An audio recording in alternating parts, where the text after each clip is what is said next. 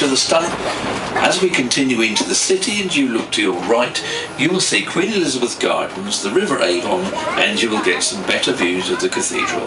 In 1811, the English romantic painter John Constable first visited Salisbury, and from the wooden bridge to our right is where he painted the cathedral, famously rejected initially for having the skyline too stormy. The artist was asked to lighten it. It became a city whose cathedral and surrounding landscape were to inspire some of his greatest paintings.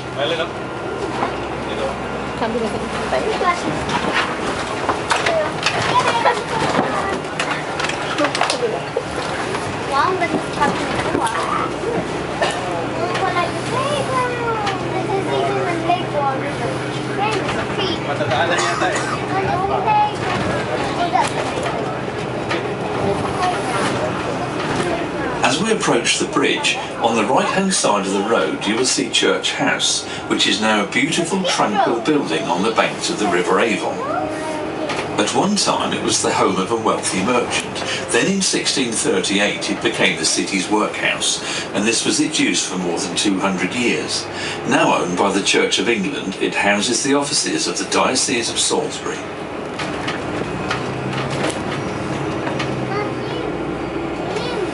The building on the corner on our right is a very nice half-timbered building that dates back to the 14th century and was well known around the world as Beech's Bookshop, but is now a popular local restaurant.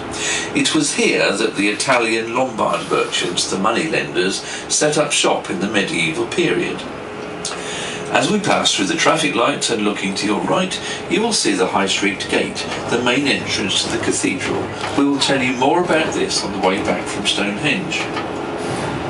As we travel through the city, we need to ignore the street level views and focus our vision of the buildings to the first and second floors, which have not been adulterated by modern shop fronts, and most remain to give us an insight into the distant past.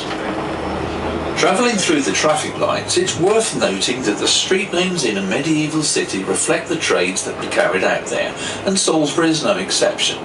A rather saucy one lies ahead of us, Love Lane. It is said that this is where the ladies of little virtue plied their trade. Maybe a more apt name would have been Lust Lane?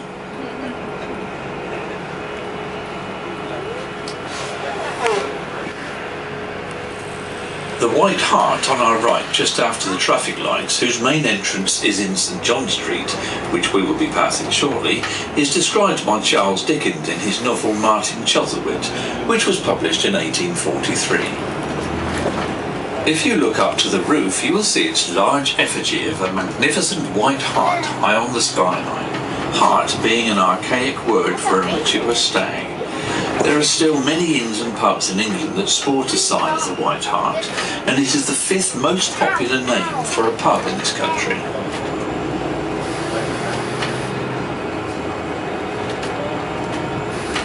The close wall, which can be seen directly in front of us, was built in 1331, using stone taken from the old Norman cathedral at Old Sarum. King Edward III gave special permission for the old cathedral stone to be used.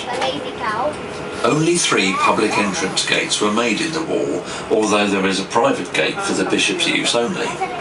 St Anne's Gate in Exeter Street, directly in front of us, is the most noteworthy, as it was here in the room above the gate where the medieval window is, that George Friedrich Handel gave his first concert in England in 1711.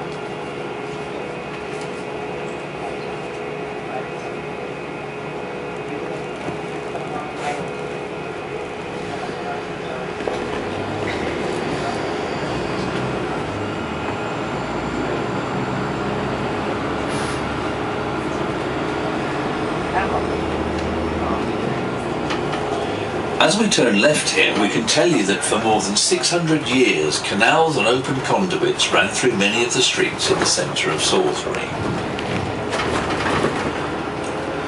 There were two canal systems, both leading out to the River Avon, and the canals ran in an elaborate pattern through 23 streets.